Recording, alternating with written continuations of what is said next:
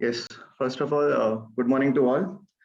Thank you, Zain, for making me part of this wonderful IC. I thank AIOC as well for organizing it so well.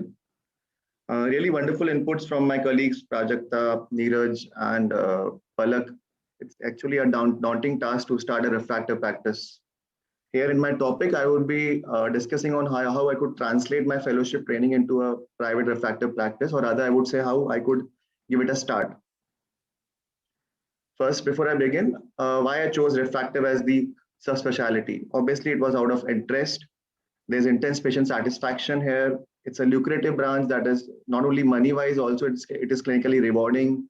It's worthwhile and fruitful. There's not a steep learning curve here, and also it can help build your cataract results. Then the fellowship happened. I was exposed to almost all the machines available for a pre-op workup for a refractive surgery, right from OCAS to the abrometers to the commonly used Pentacam, the dry eye machines like SBM and all. Having learned all this, it really became like a daunting task as to how I was a bit lost as to how to apply all of these to my practice. I had few queries in my head, like whether should I join an eye institute, should I have few attachments as visiting consultants in few places, or rather should I jump into a private practice or maybe a group practice with my colleagues. The last two options was a difficult task considering the finances, so I opted to join an eye institute. It was a simple math: more the volume of patient, more the refractive exposure. I started screening the patients planned there for surgeries. I screened the LASIK pre-op patients. I started assisting the surgeons, attending their OTs. I observed a few phakic IOLs also. As we discussed, a phakic IOL could be a good, viable, and economical option to start with as a refractive surgeon, considering the cataract tools what you presently or you currently have with you can be used for the pre-op workup.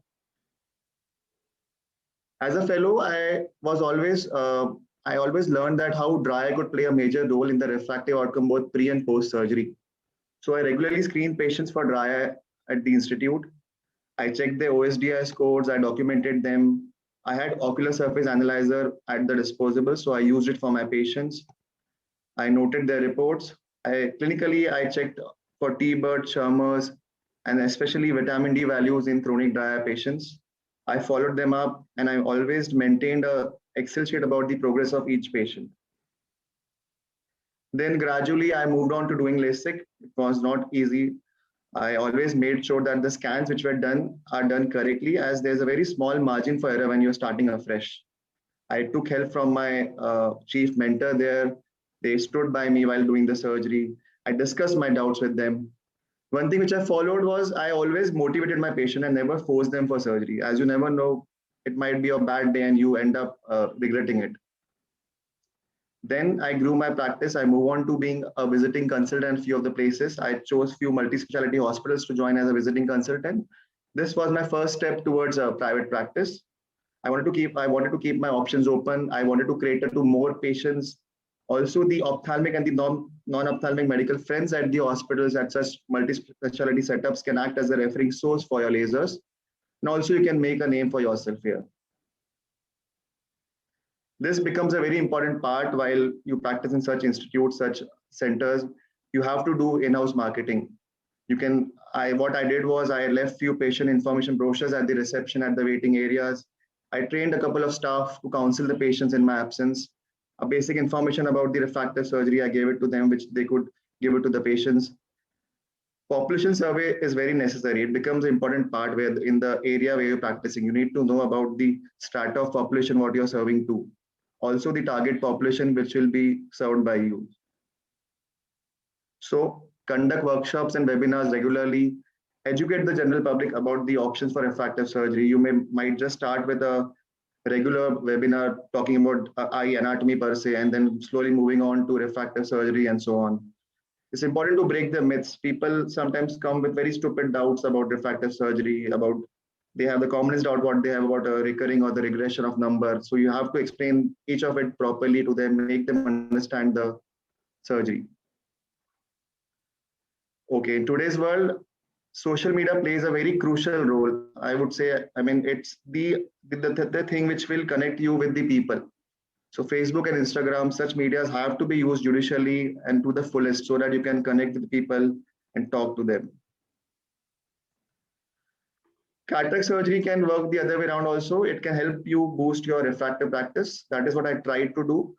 I worked on my cataract surgical skills. I tried to aim for 6x6 for my patients so that a happy cataract patient would eventually refer or by word of mouth spread across and may help you grow your refractive practice.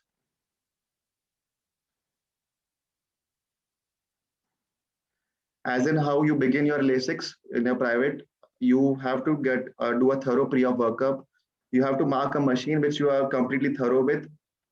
As Neeraj already pointed out, investing in a machine might be a daunting task in the start. Just to start with, you might referring your patients to a tertiary center or the center where you're planning for the LASIK. You can get the scans done there. It is important to know about how to be able to do the scan yourself, and also you should be able to thoroughly read the maps. Always discuss with your colleagues whenever in doubt. If you're not sure, don't ever touch the eye. It's like rather lose a single patient than losing few patients. This becomes an important part. You should have a maximum chair time here, the counseling. You have to clear each and every doubt of the patients. Don't give them false hope. Try to know what they have it in their head post surgery. Explain the procedure, what you're planning for them in brief. Just a general overview is necessary. This is something a personal choice. I had two centers at my disposal for planning for doing my laser surgeries. One was close to my private practice. The other was farther away. This was as per the patient convenience. I kept. In today's world, it's very important to be seen and to be known. So you need to present papers. You need to attend conferences. Obviously, virtual conferences as of now, physical whenever they start. And you also have to update yourself about the recent advances because you need to grow your practice, and this is how this practice, your refractive practice, can grow by attending conferences, learning newer things. And